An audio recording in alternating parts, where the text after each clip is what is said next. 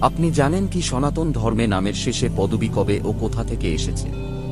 চলুন সংক্ষেপে আলোচনা করা যাক। হিন্দু সম্প্রদায় পদ ও পদবীর উৎপত্তি প্রাচীন বৈদিক যুগে। নিয়মটি স্পষ্টভাবে গড়ে ওঠে গুপ্ত সাম্রাজ্যের শাসনামলে, প্রায় খ্রিস্টপূর্ব 1500 থেকে 1000 সালের দিকে। সে সময় সমাজকে পেশা ও দায়িত্ব অনুযায়ী ভাগ করা হয়েছিল। ব্রাহ্মণ, ক্ষত্রিয়, বৈশ্য ও শূদ্র, যাকে বলা হয় বর্ণ ব্যবস্থা। পরবর্তীতে এই বর্ণগুলো থেকেই পরিবার ভিত্তিক গোত্র ও উপনাম, পদবী গড়ে ওঠে। যেমন পুরোহিতদের মধ্যে চট্টোপাধ্যায়, ভট্টাচার্য, তর্কালঙ্কার ইত্যাদি।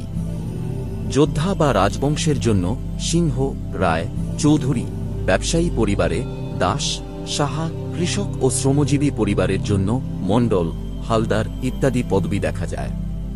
অর্থাৎ হিন্দু সমাজে পদবীর মূল সূচনা হয়েছে বর্ণভিত্তিক পেশা ও গোত্র পরিচয় থেকে, যা ধীরে ধীরে বংশপরিচয়ের প্রতীক হিসেবে প্রতিষ্ঠিত হয়।